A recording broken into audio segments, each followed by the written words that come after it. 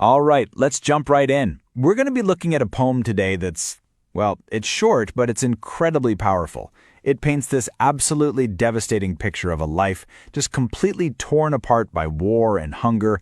This is Famine's Echo, a village's lament. And wow, right from the very first line, you're just dropped into this world that feels completely wrong. Think about that. The field, the source of all life and food, is just abandoned. Left to a scarecrow, which is basically a useless guardian for an empty space. And the fathers, the farmers, they're hiding in bunkers. It's like the most basic order of life has been flipped upside down. So this first section, A Field Without a Farmer, it really digs into that idea.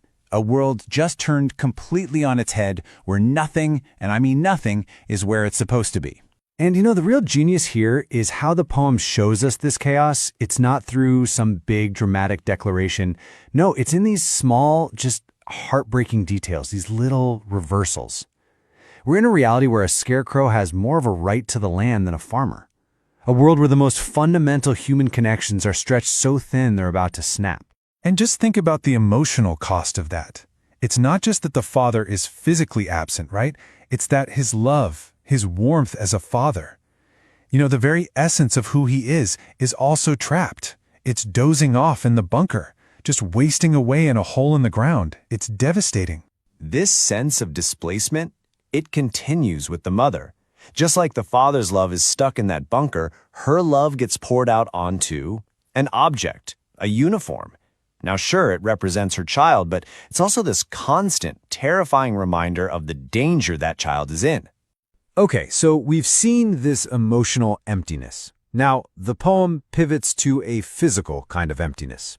This next part, the anger of the empty pot, gets into the raw, gut-punch reality of starvation. And the language here is just incredible. The poem gives human feelings to things. The hearthstones, the very heart of the home, they aren't just cold, they are angry. Hunger isn't just a quiet feeling in your stomach, it's an aggressive, active thing. It's a harassment from this empty pot. So that angry pot, it's more than just a clever metaphor. It's really about that tipping point, the moment that abstract idea of hunger becomes a real physical danger. It becomes this force that pushes people to do desperate, dangerous things just to stay alive. And here's the direct result of that. People are climbing a cone tree. Now, this is a tree with bitter, basically inedible fruit. And why are they doing it? For one simple, brutal reason: hunger. And then you hear that word, brother. And it just changes everything. It's not just a fact anymore. It's a personal, painful confession. All right, so we've looked at the threats from within, the loss, the hunger. Now the poem kind of zooms out to look at the active, external dangers that are literally haunting this place. The imagery here is, man, it's something else. A procession, right?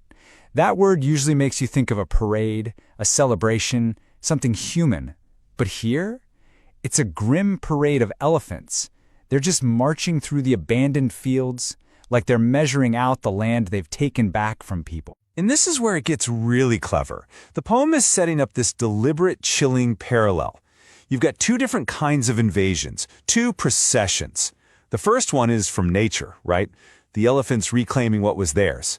But the second one, well, as you're about to see, it's a whole lot worse.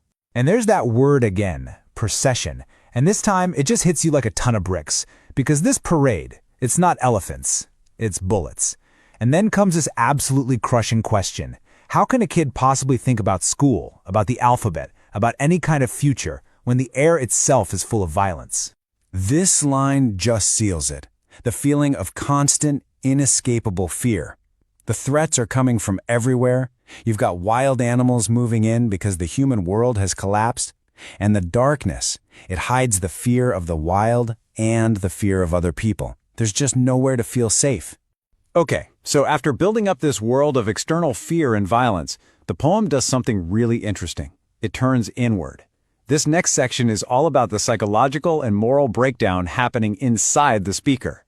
So the speaker starts by talking to a good friend, and it's this real lament. Life has just been boiled down to the most frantic, basic chores. Fencing the fields, tying the cattle, there's no time for anything else. Those higher things, the stuff that makes us who we are, studying, learning, they're just impossible now. And then this happens. It's the absolute shattering turning point of the whole poem. After describing all the terrible things that have happened to them, the speaker suddenly turns the spotlight on themselves. Why do we also beat them up? It's this moment of just horrifying self-awareness, chilling. And that is the sickness in the soul from the section title. This is the poem's most devastating point, I think. That this kind of extreme suffering, it doesn't just make you a victim. It can turn you into a perpetrator. It creates this awful cycle where you start inflicting the same pain on others because you are in so much pain yourself. The line just dissolves. And that brings us to the final, absolutely crushing insight of the poem.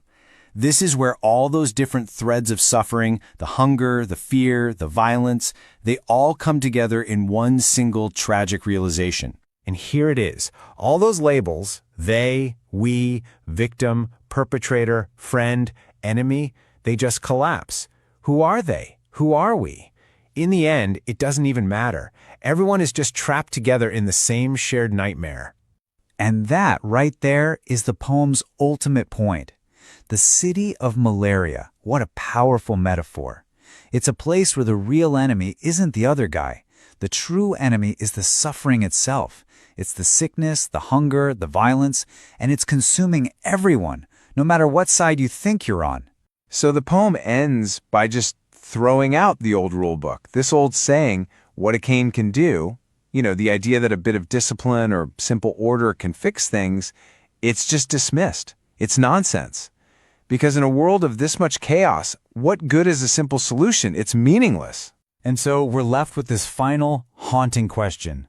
When everything is gone, when family is broken, the land is dead, and even your own sense of right and wrong feels sick, what truths can possibly still hold? What's left to believe in? The poem doesn't give us any easy answers. There's no comfort here. Just the raw, stark reality of loss, leaving us to wonder, what, if anything, survives all that?